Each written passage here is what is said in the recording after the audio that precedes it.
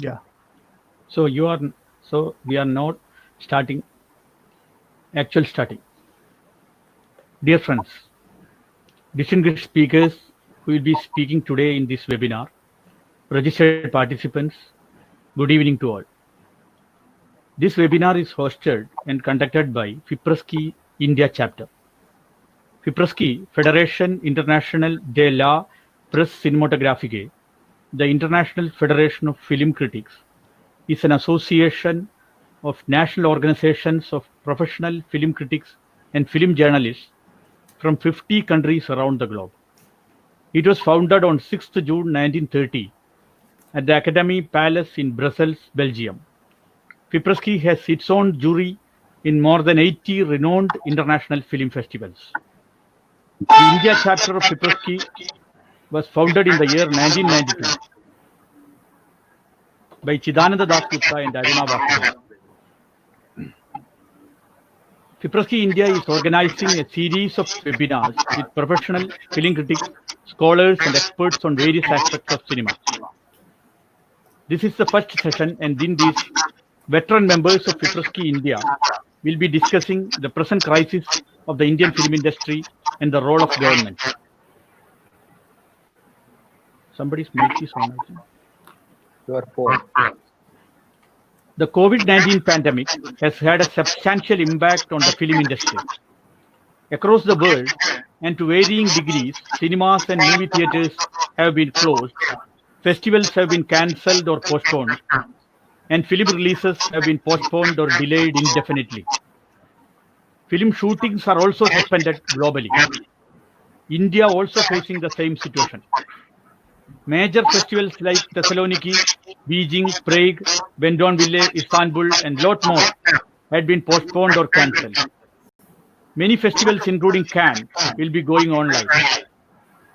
After the invention and wide exhibition through halls, such a complete lockdown of cinema halls had never happened in the last century or this century. This is an unprecedented situation. In a nutshell, we could observe that from directors to independent cinema owners, freelancers to company owners, actors to technical personalities, all kinds of people in the film business are struggling in this time of crisis.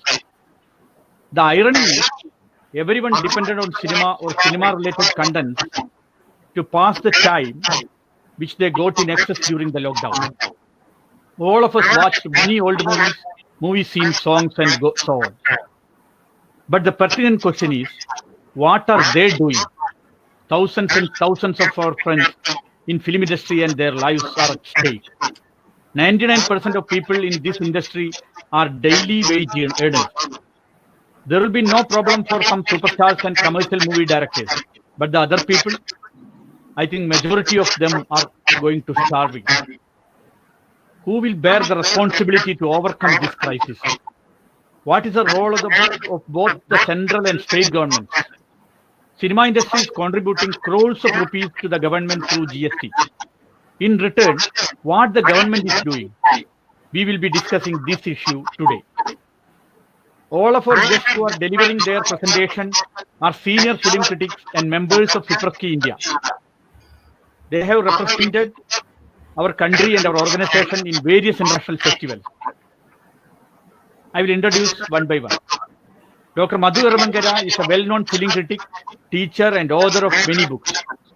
He is the recipient of prestigious Swarna Kamal, the National Film Award for the best book on cinema for his work named Malayala Cinemayum Sahityavum, Malayala Cinema and Literature. Mr. Madhu Ramangara belongs to Kerala, my state too. He has participated in several film festivals.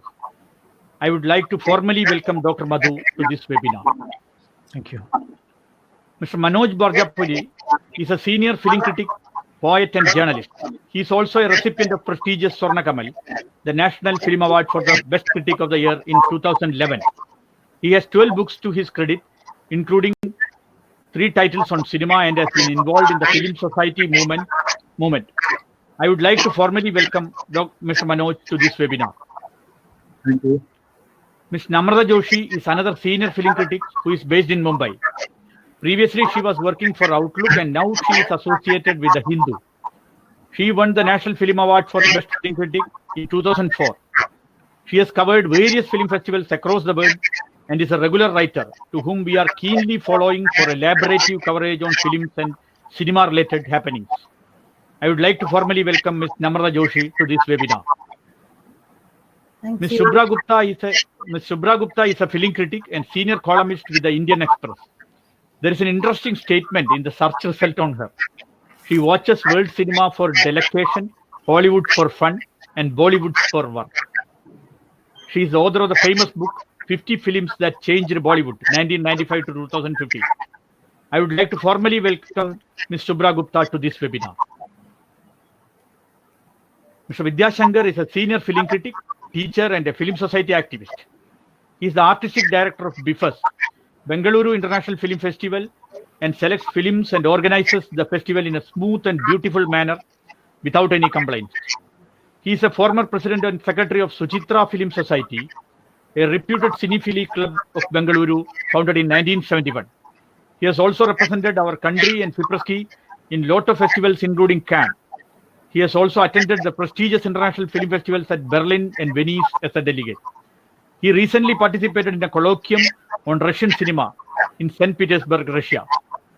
I would like to formally welcome Mr. Vidyashankar to this webinar. Thank you.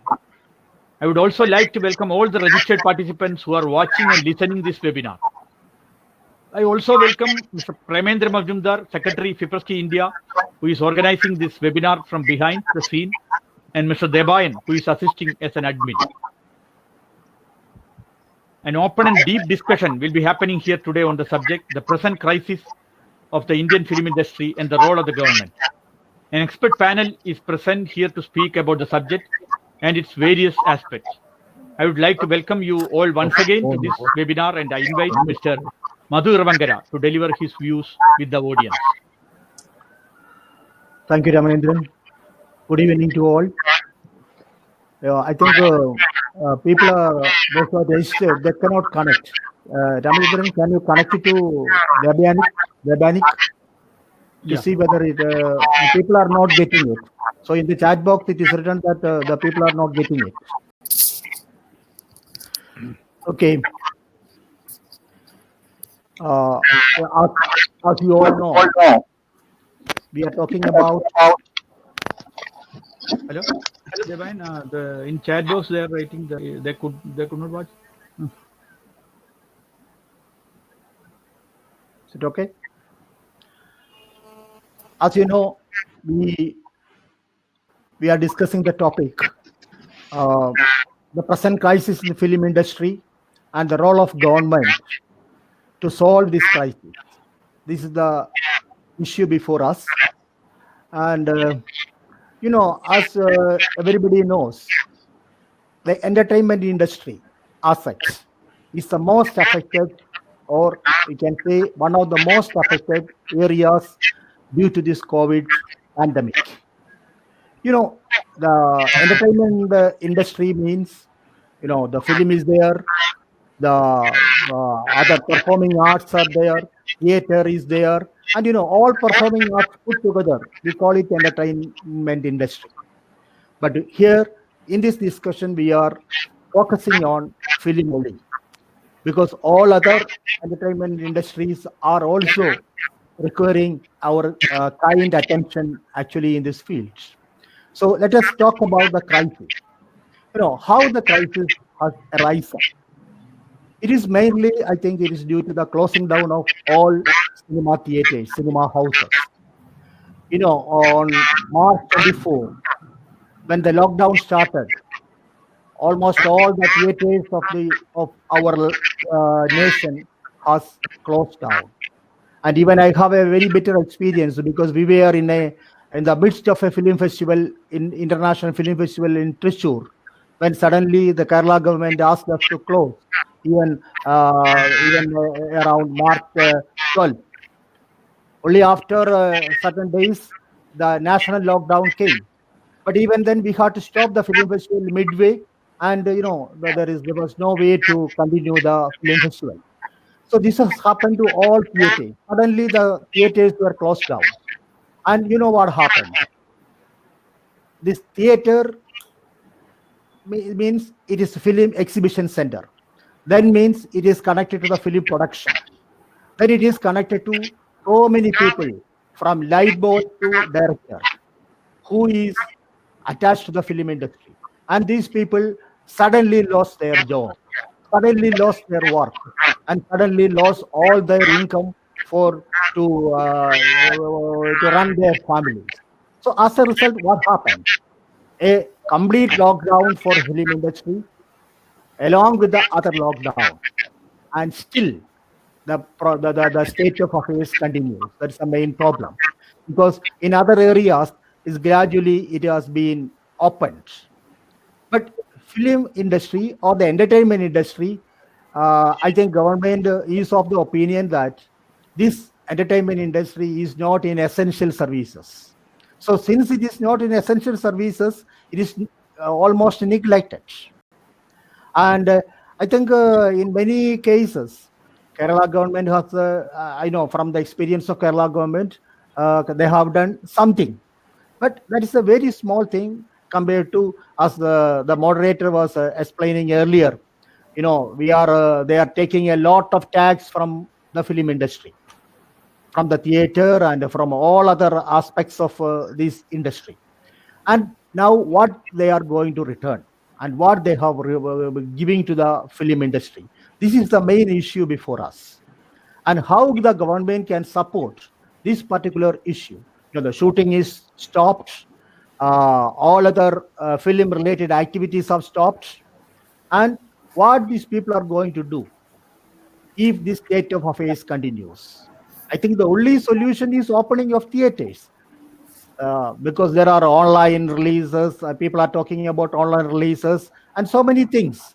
But how far you can support the industry with these online releases, and how far you can support the industry with the support of themselves, which is absolutely impossible at this COVID condition. In this context, we talk about the role of government. Actually, from as I have told you, from the point of Kerala government has advertised in newspapers during this time that Kerala Chalachitra Academy is inviting application from artists who are not receiving any other pension scheme or something, and all other film technicians or whatever, whoever may be there, and they are asked to apply for this one. And of course, it's a meager amount, maybe 2,000 rupees.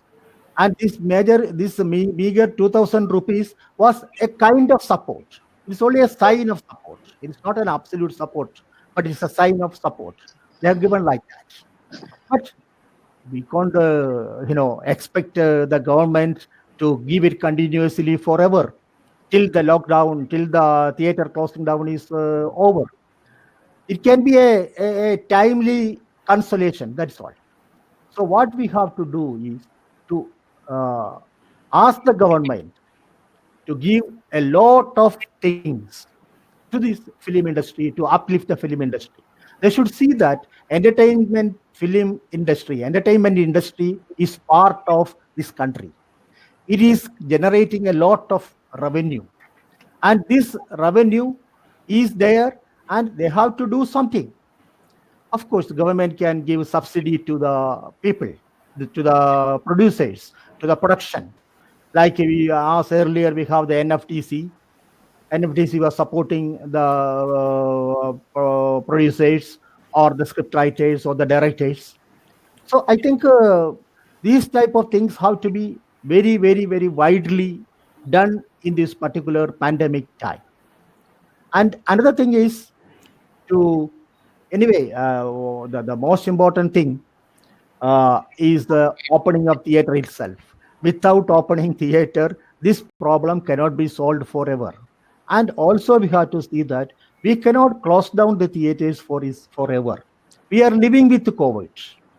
So all other essential services is running properly, at least with the COVID protocol.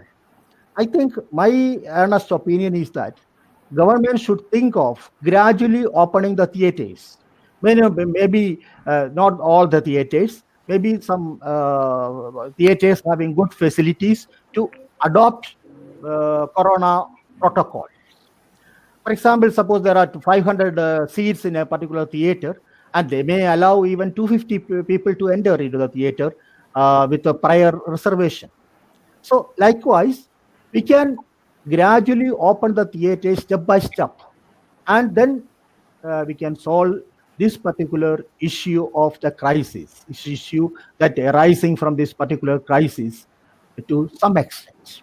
So I think Ramachandran, my 5 minutes are over. Okay. Thank you, Madhu. If 5 minutes are over, then I will switch on to the next speaker. Yeah. Thank you, Mr. Madhu. Now, Manoj Borjapuri has some internet problem. I think he will join. So, I would like to welcome Miss Miss Namrata Joshi to deliver her views with the audience. Hi, everyone. This discussion around the film industry is something one has been having constantly in the past 3 months since the situation has become what it is.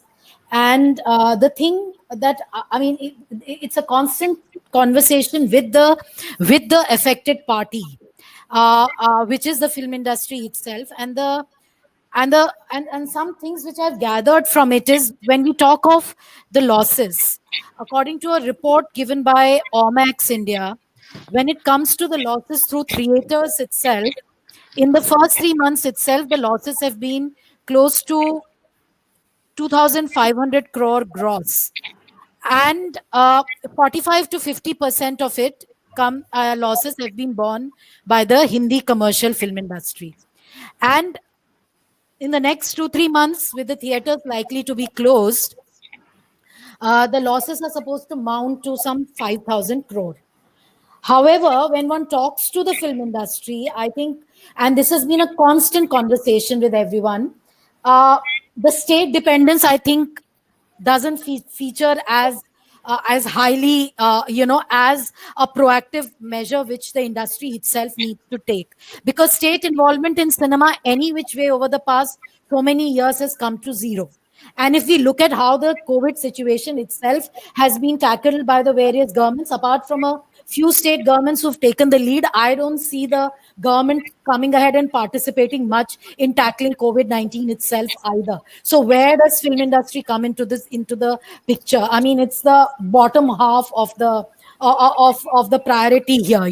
And as I was talking to Mr. Ajit Andhare, who's a CEO of the Viacom 18 Studios, he said it is a soft power which the government keeps positing. You go to Cannes and you get told that, Hindi film industry, Tamil film industry, Malayalam film industry, this is our soft power. But when it comes to the priority right now, it's obviously very low in the priority, because you're not able to figure out the migrants issue. You're not able to tackle China. You're not able to deal with the number of deaths of COVID patients. You're not able to tackle where to bury them. Where does cinema come into the scene? I'm quoting Ajit Andhare directly when I did a long interview with him on Instagram on it. He said, right now we are dealing with a nation that is struggling to feed a bulk of its citizens. So where does cinema figure here? Having said that, I think the Hindi film industry, because of the nature, it is a commercial film industry, it has to get cracking, has been making representations of its own.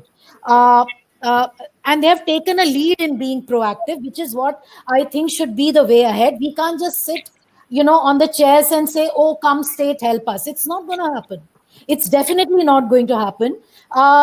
The backbenchers have to stand up and take a stand.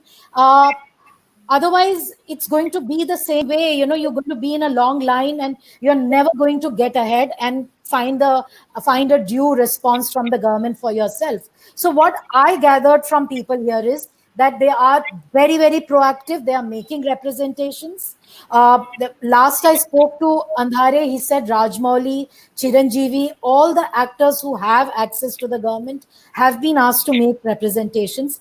Every association, be it the Producers Association, be it the CINTA, which is the Television Actors Association, they are coming together to help the people who are the daily wagers.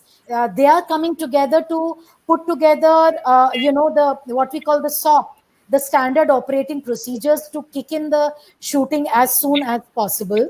Uh, the guidelines for opening up of theaters, the Multiplex Owners Association has come up with, along with the FICCI. And the only way ahead, people are saying, opening up the content bit by bit, because television industry has taken one of the biggest hits, and they are saying that, I think there is some disturbance.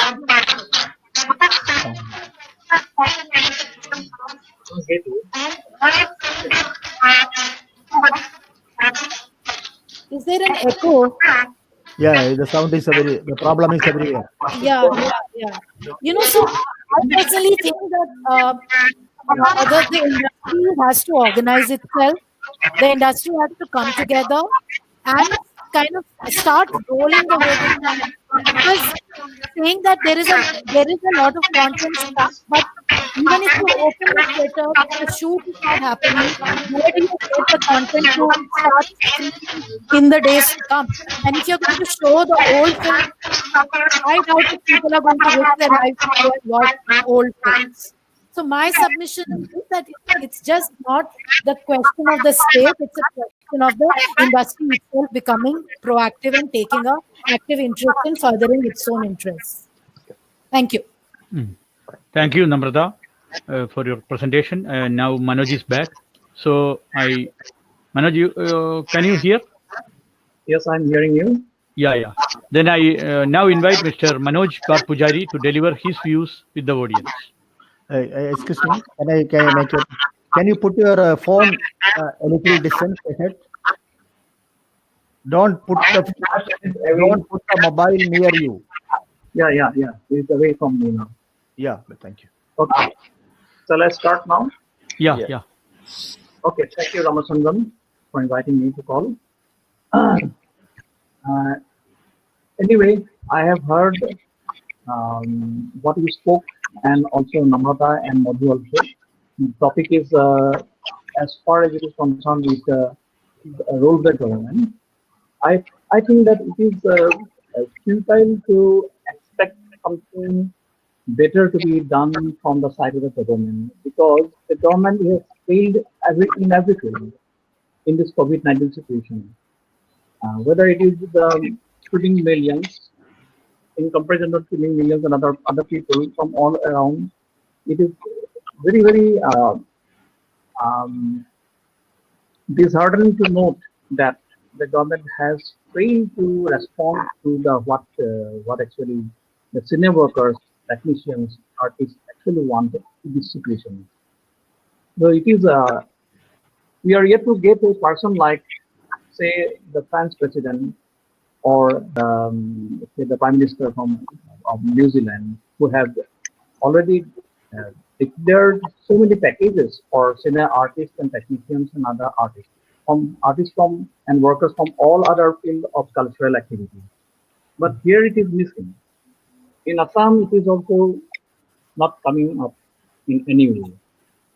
I find that some organizations representing in artists and technicians, say in West Bengal or in Tamil Nadu or even in Manipur, my neighboring state, they are trying to put something to the government and requesting the government to do whatever they can do for the uh, film workers and technicians. But here in Assam, there are so many organizations, say the Senior Technicians Association, Publishers Associations, Artist Associations, but they have not approached the government to do something for the film workers and technicians. So that is the problem. Only one organization called Film Fraternity Assam, they have distributed some groceries to the workers who have lost their job, lost their livelihood. I mean the film workers and technicians. But other from that, there is nothing coming up. I happen to talk to a few senior filmmakers on the state in recent, say in about 1 or 2 weeks ago. One of them said that it is so sad to note that there is nothing coming up from the government side, and and he he used to tell that the people will sometime lose their um, tolerance about everything. So this in this situation, what we can do as a writer and journalist, we can request the government to do something, but that is not coming up. So that is the problem. And in Mumbai, even the Maharashtra government has allowed to allow some shooting of films, shooting of TV serials and web series also. In Assam, this is not happening anymore. In last 28 May, there is a notification in Manipur. Manipur state film policy was declared, and in Assam, a state film policy was declared last year. But these are not coming up. These are not translated to reality, and there the problem lies there. So how can you proceed? How can we move forward? If you compare the both policies from Manipur and Assam, the neighboring states, we find that though there is some lagging in Manipur state film policy, and it is more clear and objective in the film policies of Assam. Still, the film policies of Assam has not at all concerned about the film literature and film society. Whether in Manipur, they are concerned a little bit about film literature. They are talking about film studies, and they are talking about instituting film fellowships to go forward for film studies at least. And they're trying their best to connect to the film society to establish a network to go forward with film fans and film culture to develop a film culture for the interest of growth of film culture as a whole. So this is not coming up in our state. But here it is a marginal film industry. Now, some we cannot call it an industry at all. Whether in Manipur, there are less being made in a year in comparison to Assam. In Assam, in last year, there are only 17 or maybe 15, 16 films were released. In 2017, there were 24 films. In 2022, there were 22 films. And last year, it is reduced to 14, 15 films like that. In Manipur, there are still less numbers of films being released a year. So this is a kind of marginal film industry, if it is at all should be called an industry. But the film policy of Manipur has recognized the industrial capacity and industrial future of filmmaking in their state. So their film policy has talked about giving the status to filmmaking in Manipur, to the status of industry. But Assam, in film policy, they are not that interested to keep industry status.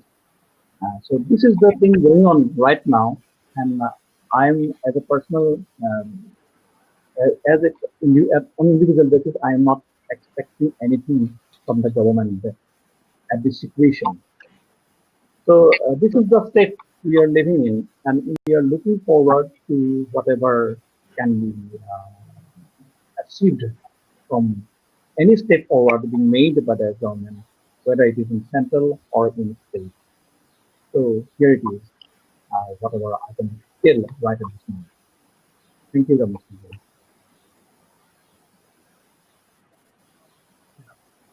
So thank you, Manoj.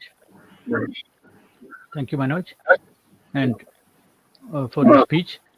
Now I invite Ms. Shubhra Gupta to deliver her views to this webinar. Hello, everyone. I've just been listening to everybody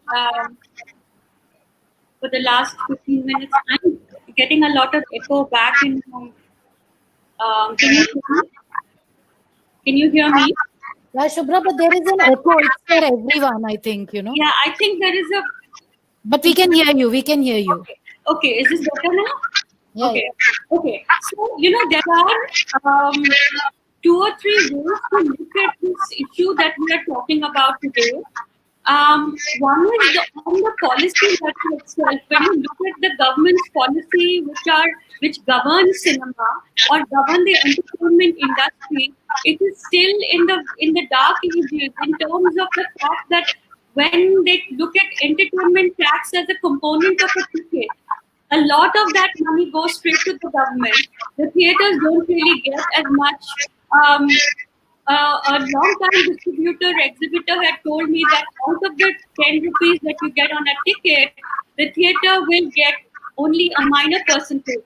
A lot of that goes straight to the government. So it's in the British era that the whole business about money coming from the entertainment industry going into the coffers of the government was created in the when the British were in power. And once the in when the film became something that the central government was taking a great deal of interest in, it was more in terms of creating a whole worldview of the country that they were looking at, a nationalistic point of view, how to look at India. That was in many little principalities in bits and pieces. How do you create an India, the idea of India? That is what the Indian film industry was taxed to do, was asked to do by the government of the day back in the 50s and the 60s. And after that, when the mainstream cinema in all parts of the country became this powerful entity where a lot of money was changing hands by the people who were making it and from the people that they were catering to, it became transactional. I haven't really seen in all my dealings with people who in the government who look at cinema as a whole. They are mostly looking at it as a knee-jerk problem-solving thing. Oh, there is a problem with the censorship. Okay, let's solve this. There is a problem with this kind of thing issue. Let's solve this. But there is really no concerted effort at looking at the entertainment industry as something which is giving all the time to the people like us who we are all people who are watching it. We watch it for work, but everybody in this country watches cinema. Everybody in this country is looking at television. A lot of it is given to, but not enough comes back to them. But it's also a question of not being able to represent that fact really well. It's mostly like all the big industry, like all big industries, the big production houses are making all the money. The rest of the people are really not. They're struggling. And right now in the COVID situation, we can see that really coming home to roost, because the big guys really have all the money. The small people who are, who work on daily wage, as daily wagers, or people who are on contract, or people who have, they work on project to project basis, they really have no security. So, in my view, to ask the government right now, which is struggling with a pandemic of a proportions that nobody's ever seen before. This is something nobody has any experience of. People are talking about, the Bengal famine. They're talking about, the other. There have been, there have been other sort of pandemics before, but nothing that has ever come to this. Where the helplessness in the last 3 months that we've seen around the world is now sort of coming. It has come home, and we have no idea. The government has no idea. It's struggling. So, as Namrata just said, it is actually a thing about what do you prioritize? Do you have the numbers of beds? Do you have ventilators? Do you have people that you have to keep alive? Do you have testing, or do you have cinema? So, which is what even when you see when the lockdown has started to open, in the opening also, what we are seeing is really markets opening up. We are seeing factories opening up. We are seeing essential services opening up. We are not going to see any theaters open up till the last minute, where we will have a vaccine or the provision that if I fall sick, if I go to a cinema hall, and if I develop COVID-like symptoms, I should have a hospital to go to. Right now, as we all know that this situation is so terrible that nobody's even if theaters start to open in my this thing, I don't think people are going to step out and go into movie halls. In the UK, there was this whole talk about Christopher Nolan's new film Tenet, which was supposed to release in a couple of weeks from now, but Warner Brothers has dialed back on that, because really no one is going to be able to take that risk. So in terms of whether opening up is the answer, I'm not so sure. I think we're going to have. I think we're in this for the long haul, and I think it's not the government's lien right now to actually be focusing on cinema and the ancillary things that are around it. I think there's a lot more going on in terms of what they need to be focusing on. There is the national security thing. There is the COVID thing. There is like everything.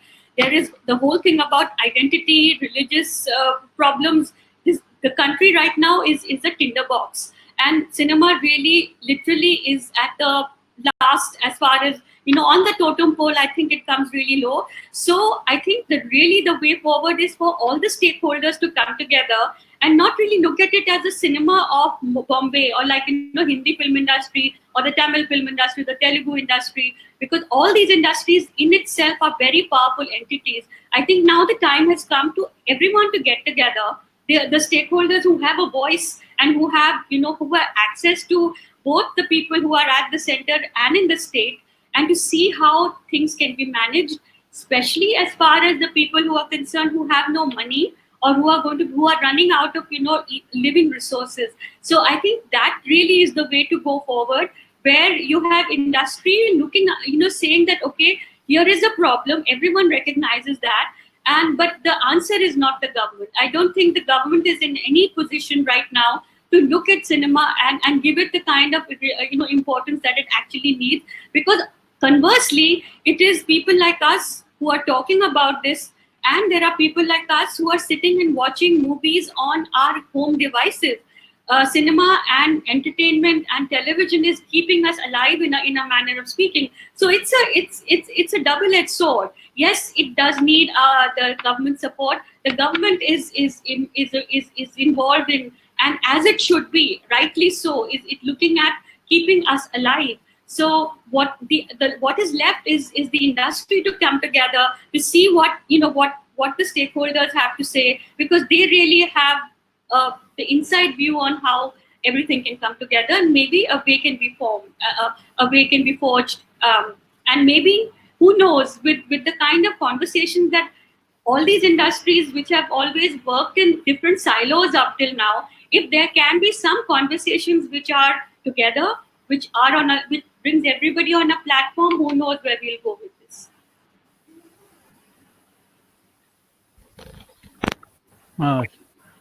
Thank you, Shubhra. Now I invite Mr. Vidyashankar to deliver his views. Vidyaji, please start. Good evening, everybody. Can you hear me? Yeah. Okay. First, the facts, all of you have already said, we are in a very extraordinary situation today. All over the world, we are in a very extraordinary situation. Now, in this extraordinary situation, all the human activities have been affected. I mean, Namrata and Shubhra have already pointed out these things. All human activities have been affected. When all human activities are affected, then everybody will start prioritizing what should be attended to first. And obviously, the government, as Shubhra and Namrata and all of you have expressed, the question is that, is cinema the kind of priority, what kind of priority that cinema has to be given? And obviously, all of us know that it's definitely not only cinema, I mean, I would say culture at large. All cultural activities have been affected by this. Like, look at publishing industry, look at everything, every activity, human activity, other than essential things. Now, what is essential? Is it about the physical existence or the psychological and mental requirements? What we are talking about is psychological, mental equipments of the people, which normally doesn't get the priority even otherwise. Even in the normal conditions, we don't look at any of these activities as some kind of an essential activity. Obviously, in these extraordinary times, this is not going to get the kind of support it's going to get. Now, look at the other side also. What are the expectations in this situation? The people itself, leave alone the government, we'll come to the government a little later. What are the expectations that generally people are doing? They sit at home, they watch films, they read, they do a lot of activities which are culturally required for them to hold their mental stability. They do that. But their expectations as far as the cinema is concerned is that, it is only a consumption role, not look at what happens when this film is made. They actually do not know actually what they would really support even a government if government spends something on cinema at the cost of the infrastructure, like health infrastructure or any other issues, like Namrata pointed out. All other activities, people will be looking at what government can do rather than what government can do for cinema. Therefore, the first thing itself is the reality, the expectations itself is not there. But we know, as people who are involved with that it also involves, there's a human element in all this. There are a lot of people who are suffering because of that. There are a lot of things that's happening in cinema. How do we make this in a different way? All governments, all states have this twin role of, one is the welfare role and also a governance and regulation roles are there. Now, when it comes to regulation and governance, government has a different view to cinema. When it comes to welfare issues, they think that cinema is not under that welfare issue. Cinema is not one of the domains in which government would enter as a welfare state. Obviously, this is a problem, which this is a paradox in which we know that hundreds and thousands of people are involved in this. There need to be a welfare measures that government has to take. You see, look at the kind of various departments in government. I recently had to talk with the government on this. Nearly 7 departments in government of Karnataka are involved in cinema activities, including the ITBT department, the labor department, the information and broadcasting department, the culture department. Therefore, there are different departments which are handling the issues that are concerned with cinema. Therefore, even before any of these issues, that extraordinary situation, there's always a problem with cinema being handled. Policy, something, in fact, even if you look at the tourism department, is one other stakeholder in cinema issues. For all these departments work separately without looking at cinema as a single entity. For some of them it is an industry, for some of them it's culture, for some of them it's an artistic expression. Therefore, there is no coordination. They don't understand that all these activities are thousands of people behind them. Now, how does that government come into act in this situation as a welfare state to support these people? What I see, at least in my areas, is that there are two institutional and support that was tried in the beginning itself. There are film chambers of commerce is there. Karnataka Film Chamber of Commerce is there. Karnataka is a huge organized film industry, in the sense that they have a producers association, they have a directors association, they have an artist association, they have a film technicians and workers association. Therefore, they have a very well organized group of people. And most of these groupers have taken on themselves, actually. And initially, as Shubhra also pointed out, others pointed out, they did try to give them some kind of a financial support to their members. They knew who are in need of support, and they tried to raise some money funds, even sometimes through the government help and otherwise also, and distributed some money amongst all those people. There is a Karnataka Chalchitra Academy, like in Kerala Chalchitra Academy. That academy also used some big corporate sponsors to get some benefit, some cash, and distribute it among its the people who are in dire need of that. But this cannot go on, because this is already 3 months now. This cannot continue. But as I said, if people's expectations are that they will not go to the cinema halls now anyway. But what should be done is the other side. The supply side only has to be looked into, not at the other side. Now, supply side, how do we make it? Now, industry has a very big political position also, even in Karnataka, like in the central government also. There are a lot of people who are members of the Legislative Assembly. There are members of the Legislative Council who are involved. Even the former Karnataka Chief Minister, film producer himself. Therefore, what they are trying to support is that, like through the academy, through the other organized sector, to bring pressure on the government. How do we start this supply side, the production side? How do we get into that? Because opening of theaters is not an option now for any government, for anywhere in the world. It is not an option. Therefore, at least the production should take up. Like, as some of you know, most of these OTT platforms are open. In fact, they're looking for a lot of content, most of the OTT platforms, because now the new cinema content is not coming as much. Therefore, there is a lot of demand for content. Visual contents are there. Therefore, the production has to start now. For the production to start, what we need is that, like, as you call, protocols have to be followed. Now, I think Karnataka, they have started with television. Television industry is slowly picking up. They have started doing giving new episodes of television serials. Now, the next stage will be that. Therefore, I have seen a lot of politically powerful film people have started approaching the government to open up the industry slowly. And it is, I see the signs of opening it slowly. I heard recently that there's one big Kannada film has started putting up a set in Hyderabad actually, because Annapurna Studios is in Telangana. I think they're opening it earlier than the other places. Therefore, they are started this kind of a movement towards restoring the production, the supply side of it. The exhibition side now it has to be taken care of by the OTT platforms.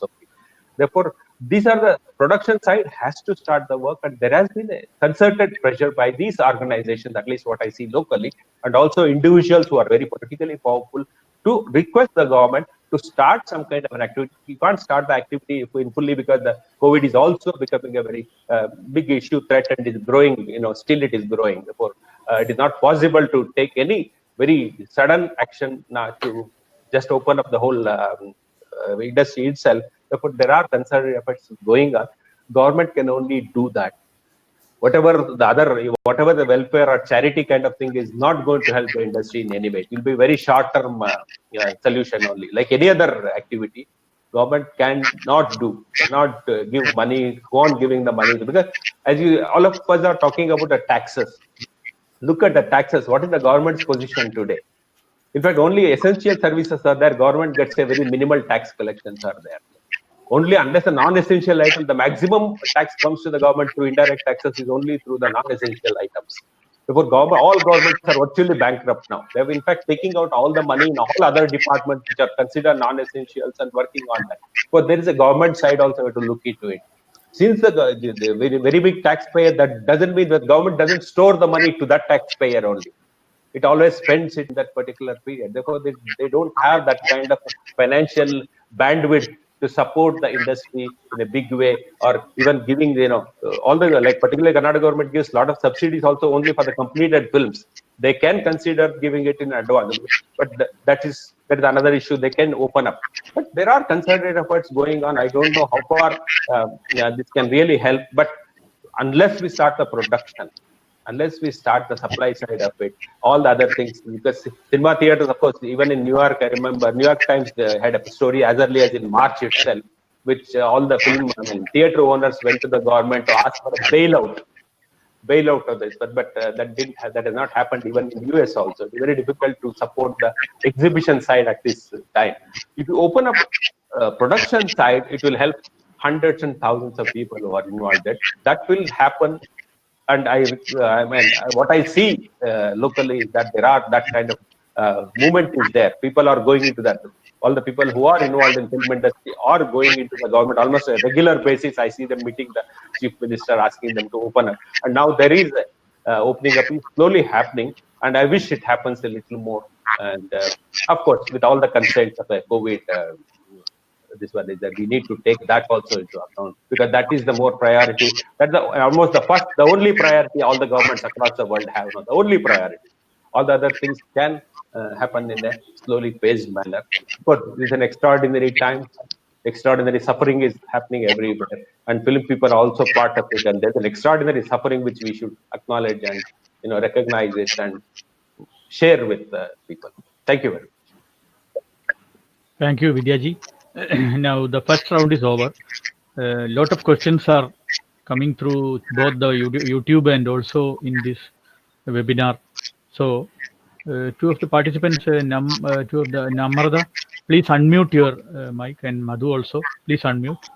I will now read some questions and I will ask. One is from Michael Vishwamitar. The crisis of the film industry is majorly about outdoor shooting and theatrical release. Huge amounts are already invested on films stuck in the middle of the production and those waiting to be released. The films to be start can wait, or there are beautiful options. I think Namrata Joshi will answer or react to this. See, outdoor shooting. See, the way I have spoken to the film industry people, they have drawn out a clear plan of action and how the systems have to be put in place. The first to start off on this journey are the ad filmmakers, and these are conditions which can be controlled. Each filmmaker has a different way of making films. Some may want, a crew of 5 people, another may want a crew of 20 people. So it's not so easy to say that, okay, come on, let's start shooting. They have laid out a system of operations called SOP, which details as to how you go about it, right from setting up, stations to with sanitizers to having a nurse on call. And much of it has come from the Producers Association, which the Maharashtra state government has for the then there is a question that the producers council said that there should be an ambulance on call at every film shoot, and some of the people shot back saying that in a day in Bombay there is a situation where 70 film shootings are happening simultaneously. There are not enough ambulances to ferry people to the hospital. How can you have one at every film shoot? So I think it's a little naive to think that, okay, let's start shooting. It's not going to happen that way. It will have to happen in a step by step way. Ad films have already started shooting. Film TV series have started shooting. I was reading a piece today in which an actor talks about how difficult it is to work in the new scenario, where he's washing his teacups himself, he's applying makeup himself. It's not so easy to think that, okay, let's open up, let's go and watch a film in the theater near us. It's a serious situation and it's not going to happen overnight. I think somewhere that patience needs to be exercised and we must look ahead at it as a step by step exercise. It has started rolling. There will be a move ahead, and God forbid there can be a move back as well, because who knows how the shooting, how many people are coming together. See, that's the thing about a film shoot. A film shoot involves a lot of crew members who are not just involved in one particular film, but they could be hopping from one film shoot to another. And with so many people get interacting, the chances of the spread of a disease like COVID-19 becomes that much more problematic.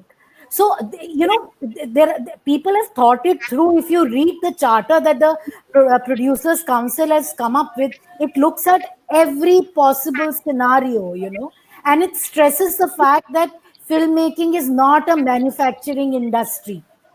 It is not about a product. It is about coming together of creative energies, creative people, and a certain sense of passion, which would mean that it will kick off a lot later. And I think the same thing about the theatrical releases also. I mean, if you ask me today, I'm not going to go and watch a film in the theater in the next so many weeks to come, and it also depends on which place you're talking about. Kerala may have tackled it much better, but then Kerala is an exception. And even in Kerala now, with people coming from the foreign land back, situation is becoming problematic, In all of this, to think that, oh, let's go to the film theaters, everyone is treading on it with a lot of caution, and you certainly can't throw caution to the winds at this juncture. That's what I think. Thank you, Namrata. Before going to next question, I have an announcement. That is, Fipresci-India is a magazine, magazine Fipresci-India is publishing. The next issue, that is April, May, June 2020, this next issue will be released, uploaded just after this session. So everybody should read it. Now I'm going to next question. Some statements. Can I just interrupt for a minute? There is someone who said that when everyone's audio is on, it becomes a problem. So only the person who's speaking should put it on. I think interfering. They must unmute. They must unmute. Previously, I muted them, but I could not unmute them. Please keep away the mobile phones from the screens also. So there are some statements. I will read it. Alphonse Roy. How can the cinema halls with numbers increasing every day? There is such question. Then next question is Abhirup Sen. What if giving more importance to single screens? Yes, because 250 people per hall in the multiplex may lead to a lot of hassle. Plus, the single screen might get a boost. I think Shubhra Gupta will react to this question about these theaters and single screen and multiplex problem. I think that it doesn't really matter whether it is a single screen or a multiplex, because a screen is a screen. Right at this moment, particularly, a screen is a screen, and because there is no content to be put over there, I think it doesn't matter whether you're a single screen or you are a multiplex which has 200 seaters or a 500 seaters. It is an unprecedented situation.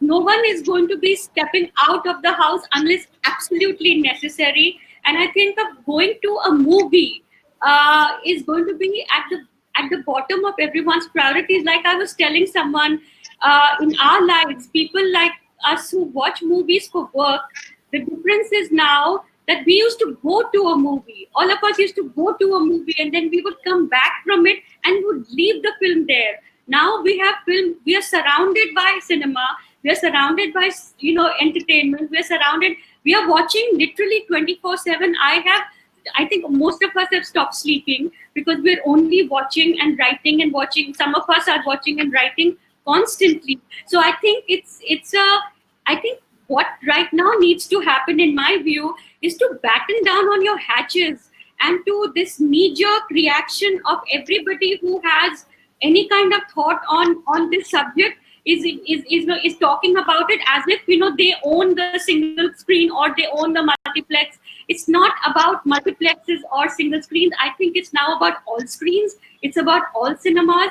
And I also think that, as you were saying, production, yes, I think, yes, there is a certain kind of pressure upon production to start, but there is also the whole other business about becoming a community spread, even in your 70 people who are on that set, because your people over 50 are not going to be allowed on that set. What kind of changes will people have to make in their own scripts to be able to shoot? Intimate scenes are not going to be able to be shot. What is going to happen to people who are couples or rom-coms where there is necessarily going to be no social distancing? So I think it's not going to be as simple as just like do a little click and say, okay, here we go, and everything will come right. I think, as Namrata was saying, it's going to be a slow process. Yes, we do need to start things, just like we need to start opening up lockdowns, because people need to go out to be able to spend a little, to get some money, so that the economy starts to flow. We understand the importance of all of that, because everything is hurting, everyone's hurting, and literally there has been no cash flow in any sector of the society in the last 3 months. So unless it starts from somewhere, it has to get kick-started. But I think it's going to also be a thing of keeping, like, you have to keep balancing. Do we do this? If we do this, these are the risks. And so are we in a position to take that risk? Yes, we are, because we have younger audience. Right now, there was a time when people were thinking that COVID only actually impacted people who were older, or people who were very young. But now all of those myths are busted. We have 17 and 18-year-olds who are succumbing to this. And I think what all of us are really concerned about is to sort of go to sleep and pray that we get up the next morning without any infection. So literally, I think that is literally the only thing that everyone's thinking about. And in a broader spectrum, of course, we are looking at cinema. Of course, we're looking at entertainment. Of course, we're looking at the cultural aspects of our lives to enrich our lives and make us human. So I think it's going to be always, we're going to be right now, it's like a pendulum, which goes up, what goes down. Everyone has to keep weighing those scales all the time. Thank you, Shubhra. Now I will. Two questions are there. One is Indrila Hazare. We really looking at theaters or alternate platforms need to be explored. Another one is from KL Prasad. With some speaker takes up the OTT topic. I now request Mr. Madhu Ravangara to respond to these two questions. The alternate platforms.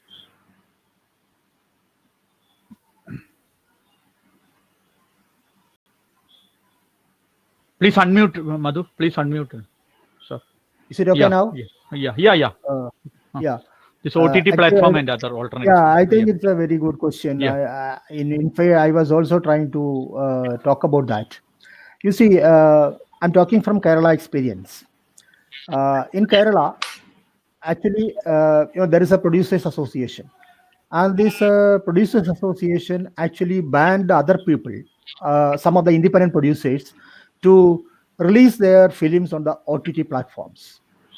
So naturally, what happened? These people, the independent producers, are not allowed to release their films through OTT platform because they say that only through theater release they can get the money back. It is true with regard to the big budget films, but the films that are produced in a low budget, or the films that are produced in a very strict financial conditions, no, they have to get their money back, and these OTT platforms are a very good opportunity for them to release their films. So in this connection, I need the governmental intervention. So the government has to intervene. They have to enter into discussion with the producers association, or the distributors association, or the artist association, or technicians association. So we have all these associations in this world. So they have to discuss with these organizations, and then arrive at a conclusion or make some formulations, some policies. So government has to make some policy that anybody can release the films according to their wish on online platform. Nobody can ban them. Nobody can say that you are not allowed to release this film in this OTT platforms. So we have Netflix, we have Hotstar, and we have Prime Video, and all these OTT platforms are there. So we have to utilize these OTT platforms to compensate the loss that is happening in the film industry to some extent. I'm not talking about you can save all the funding from this patent. You cannot, but to some extent we can save ourselves through this release of OTT platforms. So it's a very good platforms. We have now, it is available, and we have to use it. And that, for that, I need the government to intervene in it and make some policy formulations so that they can do it.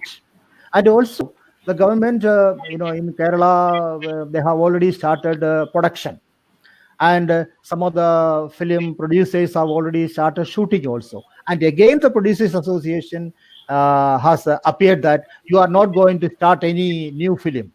So how can they say like that? So government has to do something to curb these issues, and that is only through discussions and getting at a government policy. Okay, anybody can shoot at their own site, because these people, especially independent producers, and they are shooting maybe with stringent financial conditions. So even then, they are allowed to. They have to shoot them, and then as somebody was telling earlier, the production has to go on. And when the production has to go on, it has to get released also. Of course, the theater release, I'm not talking about theater release that is happening very soon, but we can do it step by step in future. No doubt, we have to. But in between, the OTT platforms should be completely utilized, and government must support the producers or the organizations to to make a ban on their what you call fatwa. They are making fatwas. It's exactly happening in Kerala. The producers association, they are making fatwas. Okay, don't do this. You are not allowed to shoot. And how can one say that you are not allowed to shoot? And similarly, you are not going to release in the OTT platform. You are not expected to do it. Anybody can do it. So government has to make some policy formulations to make all these things possible. That is what I think I had to answer for these particular questions. Thank you. Thank you, Madhu. My next question, it is by Diganda De. Why NFDC as an organization is dying day by day, where it gave us many outstanding talents and movies? I think Vidyasankar will respond to this question about NFDC. I would rather respond to whatever the earlier discussion we had on that. Yeah. Okay. I know that OTT platform, actually there are as many as 21 OTT platforms in India operating, and it is possible that you can do it. The only thing is, as Shubhra pointed out, there's a very serious cash flow problem there also. I could, I know a couple of filmmakers who have given their films to these OTT platforms, and they're not really getting the money now at this point. They say we will give it to you later. This is a problem which is beyond the film industry itself. This is a problem is there, and uh, this NFDC issue is not actually within the purview of our discussion here. There is a different organizational issue that government is actually looking at. There is already a report in the Government of India which is thinking of bringing all these 3 or 4 government organizations into one single unit and looking at in a different perspective. For NFDC at this point of time, I don't think it will come into the picture at all, because NFDC is now in a very different functionalities now, and that functionality is also being changed shortly with the central government having a report. Julka committee report, which has already submitted its report. Therefore, the question now is about the production, the distribution, and the exhibition. The production and exhibition that we have discussed now. The OTT platforms are the only available platform now for people to release films, and there are a number of them. But even there, we have a problem. Even though they need content, most of these even OTT platforms are not really able to buy and give films. They themselves are in the production also. Most of these OTT platforms are also in the production line now.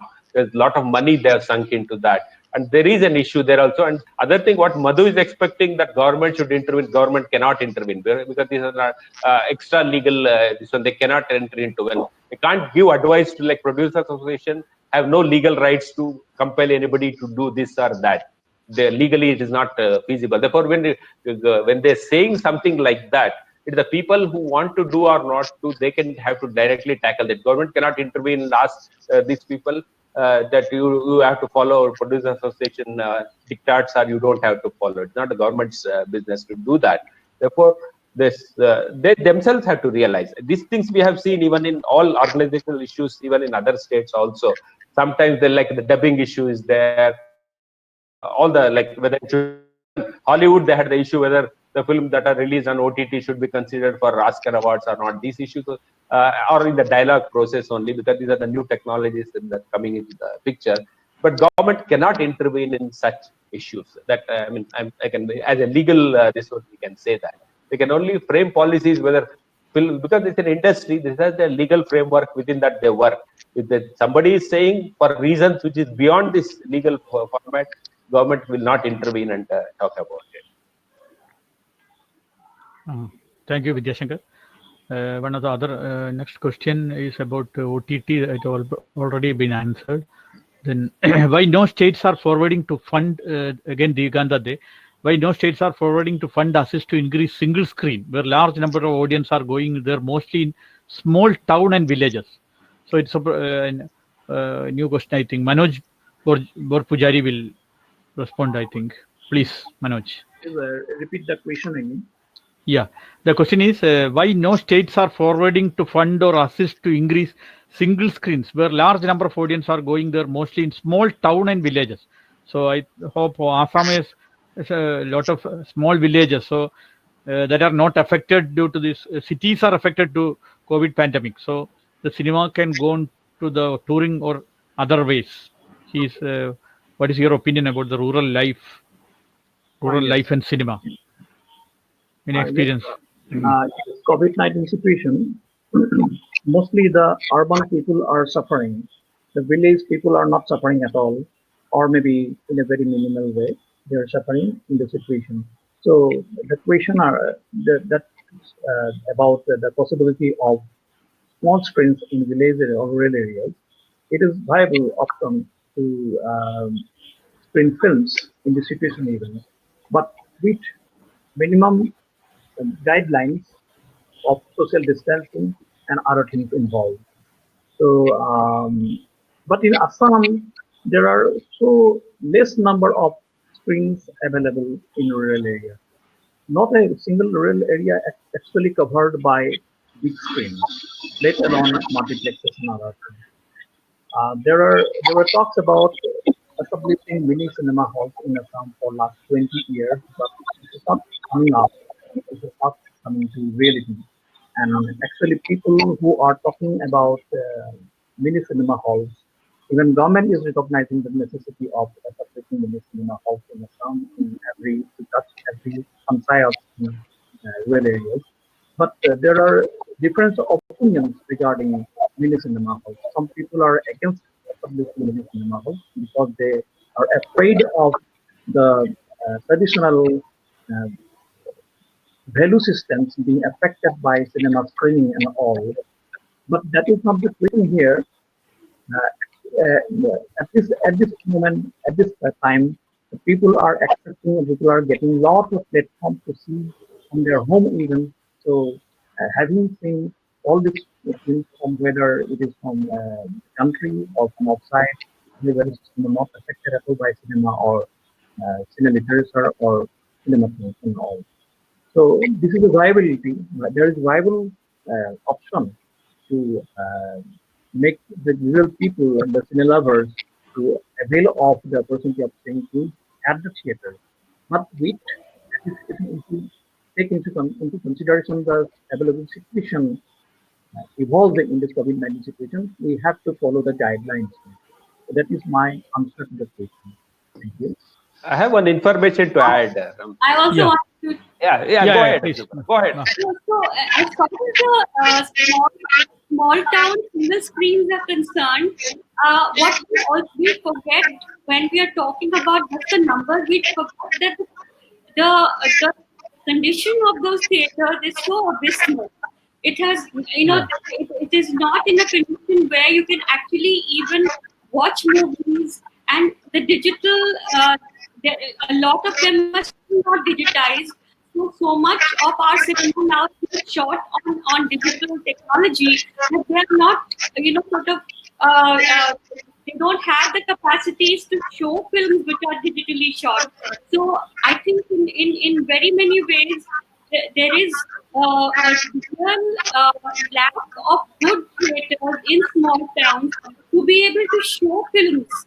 It's one thing to say that why don't you, why in smaller places there is no COVID, so let's get people in.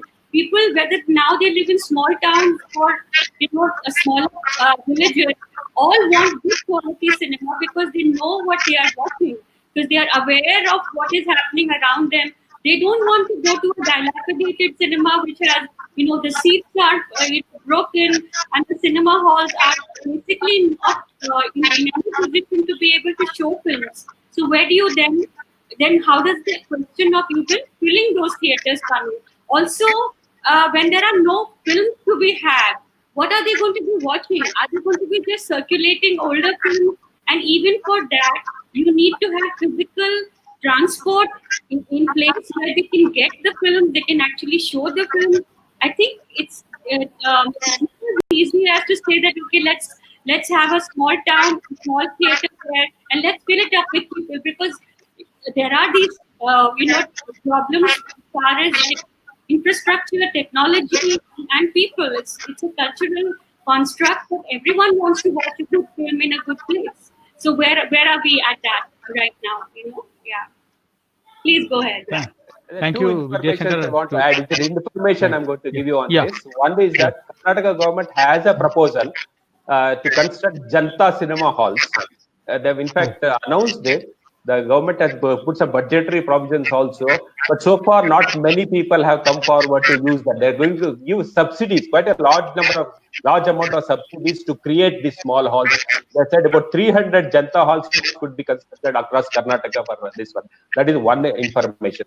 The other information what Shubhra talked about is the quality. As a film festival director, even I have problems with single theaters, even in a city like Bangalore. The technology issues are very severe sometimes, because these days we are getting films, sometimes even we don't get even DCPs anymore. We are getting on files, it is being transmitted directly onto the screens. And we have some technical issues. The acoustics issues are the problems, and of course, that is apart. But generally, Karnataka has this provision to have a proposal by the government, has given a proposal to create this infrastructure. But so far as I know, is that the response has not been very encouraging. Not many people have come forward to utilize this proposal of the government. Thank you. And not many. I mean, if one were talking about the small, I mean the theaters in the smaller towns and smaller cities, what one is not able to see is how far the penetration of the 4G, has resulted in everyone watching their films on the mobile, you know. I mean, the cinema lost a battle once with television, and now it's a battle which is getting lost because your Jio is giving you 4G everywhere in the interiors, and they people are watching things on mobile, whether we like to admit it or not is a different thing, you know. Thank you, Namrata. If there were good quality theaters, I think there are the one-off time when you really do want to go and see a movie on the big screen. That experience, as we've all spoken about, is really nothing to compare with that.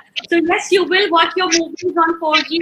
You will have all your home devices. We will be watching it on our various tablets, on our computers, on our 48-inch television. But yes, the lure of the screen is always going to be there.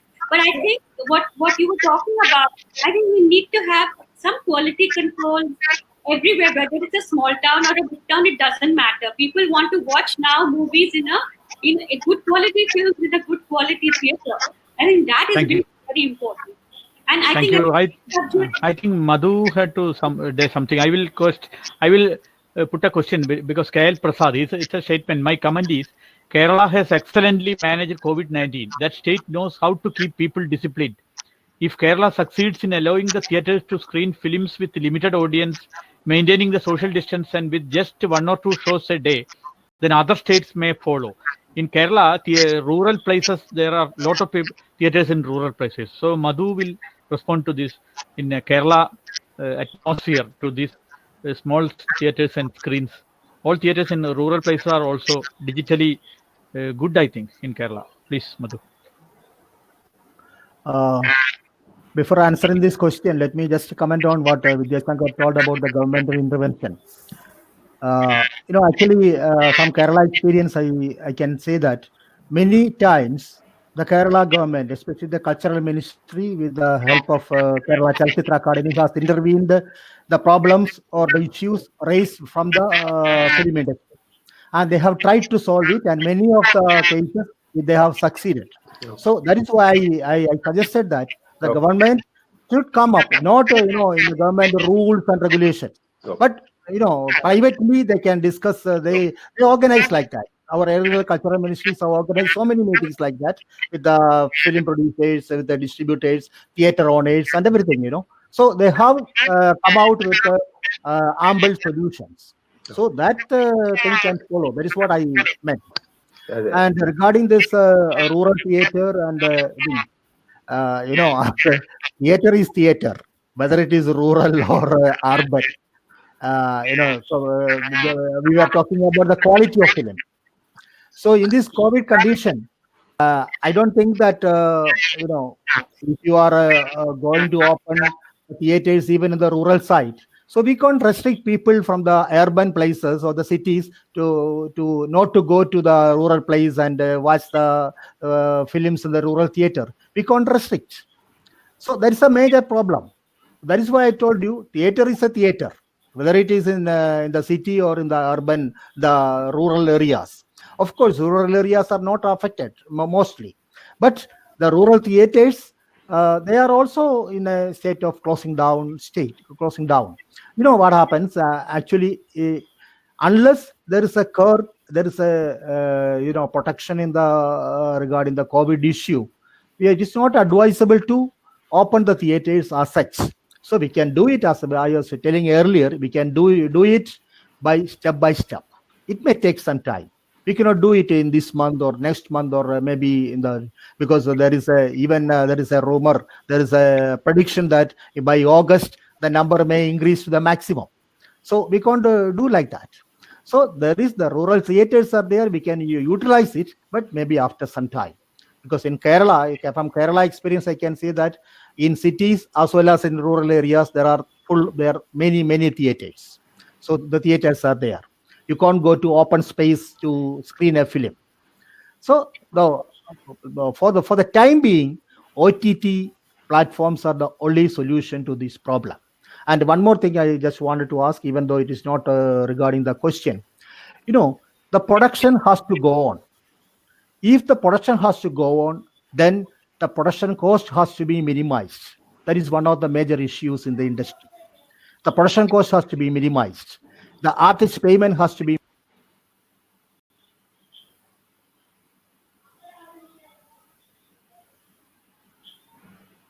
Sound is gone. Sound has gone. Please, Madhu. it okay now? Yeah. Please Okay. complete. Please complete. Yeah. I was talking about reduction in the production cost. So the reduction in the production cost has to be done by means of artist payment, by means of the other production, paraphernalia. So all these things have to be reduced, and by reducing the production cost, they may be able to do the release in the OTT platform. That is another advantage. So likewise, the artist has to reduce their payment. The Producers Association has already asked the artist, our association, AMMA, the Artist Association, to reduce their artist payment. So likewise, if there is cooperation between all departments, the technicians and other people, to reduce their remuneration, then the production cost will be naturally less. And for the time being, we can save at least something through the OTT platform. Thank you. Thank you, Madhu. And now there is another. It seems after the two world wars of the last century, film exhibition is facing such a crisis. Yeah, we agree. Then Sudhir Thandan, the government's so-called knee-jerk approach perhaps stems from the fact that the entertainment industry is under the Ministry of INB and not under the Ministry of Culture. Vidyaji, do you want to respond to that question? This INB and culture. This is a discussion we are having for a long time.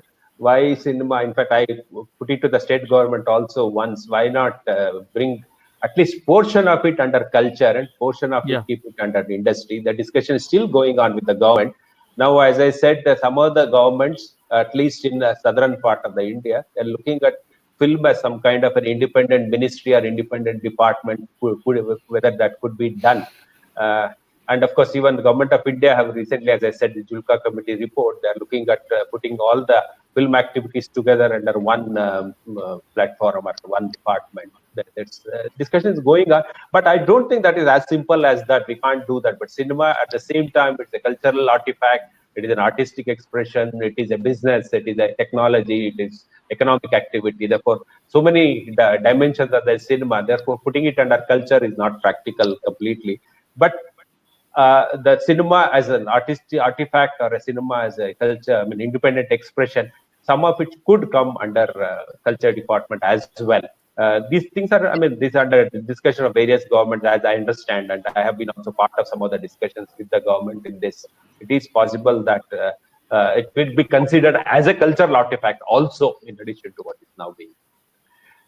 Thank you. Kerala had a minister for film. Cinema, in the South Indian, this one they are looking at it. In the earlier ministry. Even Karnataka is now looking at something. Then another Daljit Satdeva. We should not forget film Bandhu from UP. Lot of Hindi films are coming from there. It's a statement, I think. Then to bring Nanjundia Shashidhara. To bring back the audience to the cinema house, the exhibition sector has to play an important role in assuring safety by the protocol. Sure, if it is opening, we will do it. Then Giridhar Gurujan, we need to revive the film industry in a sequence. Why can't the apex body take into confidence the Ministry of INB? That is the same question. Then OTT. There is another question.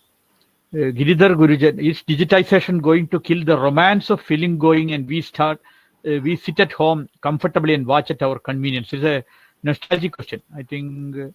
I Shubha, think you want to respond? This question. But I would say that it's all of us are talking about the romance of the big screen, and we know we are enamored by it, but we also need to save lives at this moment. I think that safety is paramount, and I don't think any of us are. You give me the chance to go to a theater, I will be the first to run out of my house and live there. It used to be a joke in my house that you're going to just. You don't need to come back home. Why do you even bother? Because that's where you live, and that is true. Because so much of our lives, our waking lives, have been spent in dark theaters. All our adult lives, all our working lives, we've spent there. And I'd be the first person. All of us would be the first people to go running. But I think we really have to be much more pragmatic. I think we have to be really, really concerned about our, the not just our health, because we could be asymptomatic and we could be infecting people around us, whether there are three people you're sitting in between, but there are air conditions, and you know how difficult air conditioning, you could be, releasing any kind of a vapor. It's going to stay in that situation for 72 hours. That virus doesn't go. It's not an easy, it's not one of your pet things that you can pat and it will not go. It will hang around. So you have to be extra careful.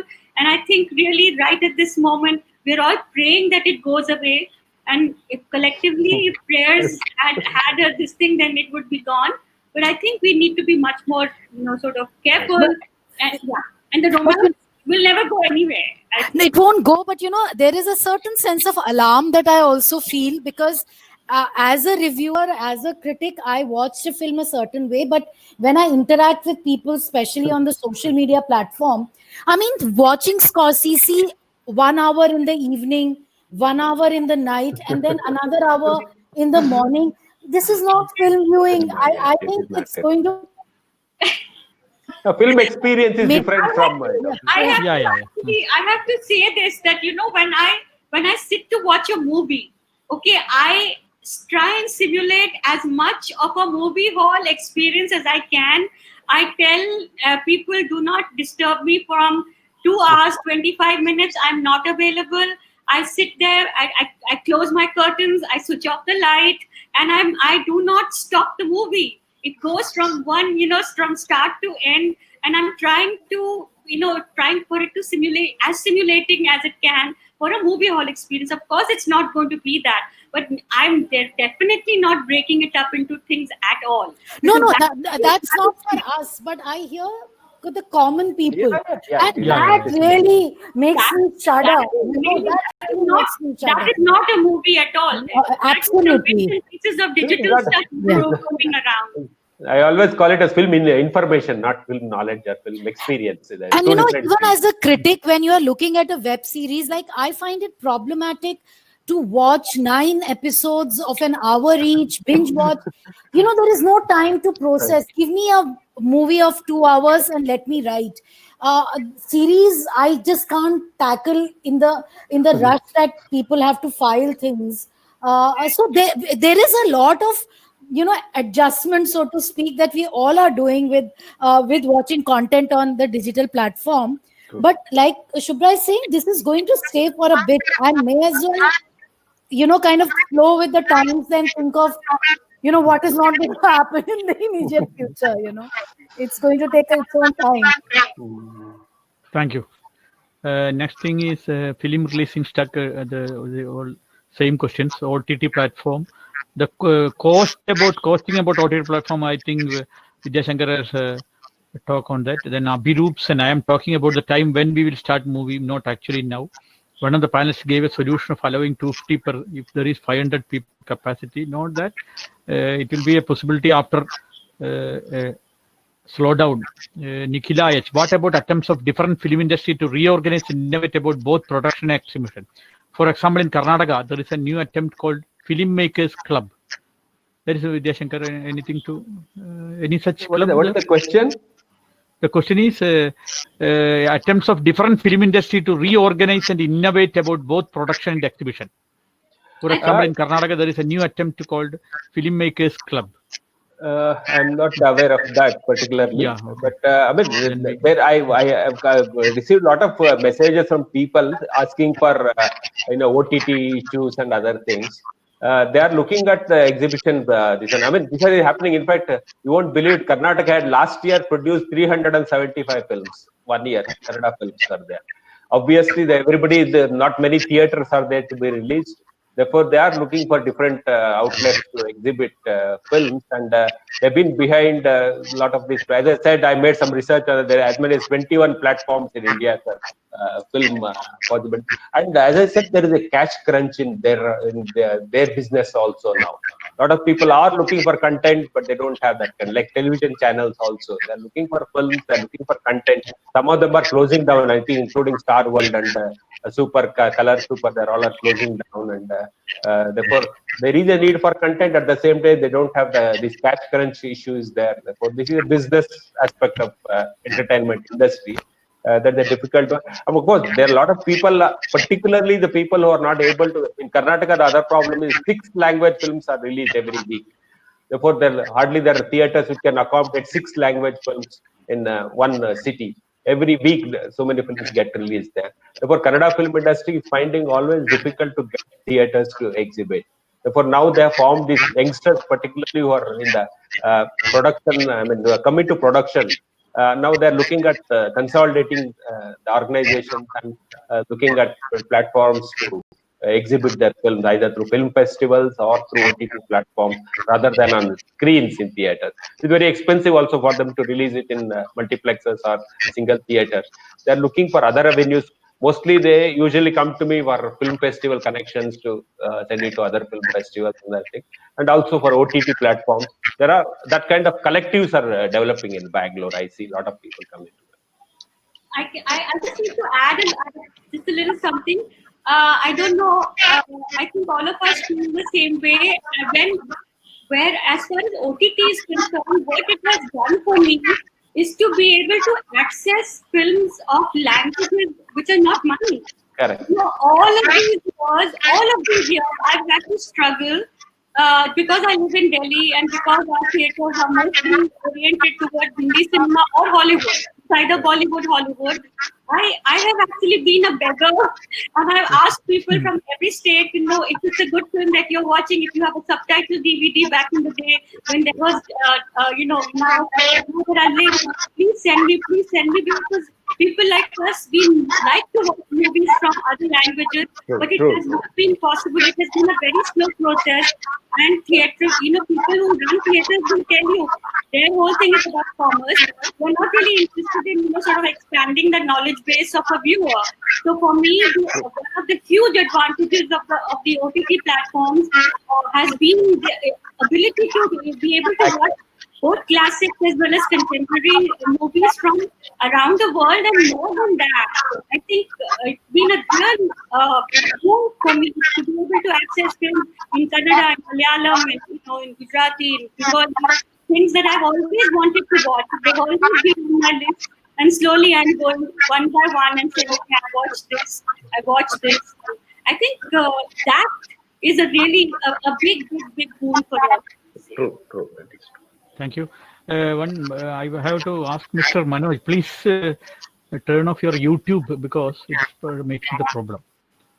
Then, and my next question is, the small technicians, junior artists, and the studio workers are the worst sufferers. Yes, we agree that. Then, there is a last question. I think we have time. Sibananda Kakoti, what would be the steps for more intensified film society movement? I think Vidyashankar is a veteran film society activist. He will, because we can start film society screening, because there are only small numbers of people. No, actually, we don't have as much film society activity as happens in Kerala or West Bengal. But my experience in Bangalore is now there are happening. I mean, new film clubs are coming in Bangalore in a very small way. They have now in the India and Bangalore International Center have their own film societies, and there are other film societies. They are actually organizing these film festivals online as well. In fact, last week I had a talk, on one of the film society platforms. Nearly 100 people gathered in that meeting. On the online meeting, we had a discussion on Satyajit Ray for almost 2 hours. For this is happening. Film society, film clubs are there, and most of the time, the Kannada government through their academy, Chalachitra Academy, they in fact have a program called Chitra Mandals in different districts. They have district headquarters have these film clubs. They organize and provide films to them. There are a lot of small groups are coming together to see, as Subra was talking, the watching films is a passion, and what they want to see films together in a group of people, and a lot of even the conglomerates, they have started doing that. And of course, most of the colleges in Bangalore, particularly, have started film studies as a part of their cultural studies or literary studies. Therefore, these things are happening in terms of educational. These things are happening, but as Namrata was pointing out, there is still a very long gap between the film experience and talk of film studies and film experience. There's a huge gap. Most of them, they know who are the major directors, who are the major this one. But if you ask them the film experience, it's a very difficult thing. Film societies have now. Incidentally, I want to mention that Suchitra Film Society is in its 50th year now. This year, we are celebrating 50th year of Suchitra Film Society, and because it has its own infrastructure, it is surviving. Because we have our own theater, we have our own regular activities there. Almost every month we have screenings, we have literary discussions, we have theater activities. Therefore, this actually become a cultural center rather than just a film center. Because we have a physical infrastructure, again provided by the state government to us, we have been able to run this in a longer term. For 50 years, it has been possible. That is not actually possible otherwise. If you don't have your own infrastructure, it is very difficult to run a film society. In Kerala, it is possible. In West Bengal, it has been possible, but not in other places in the country. Yeah, I should add one more thing.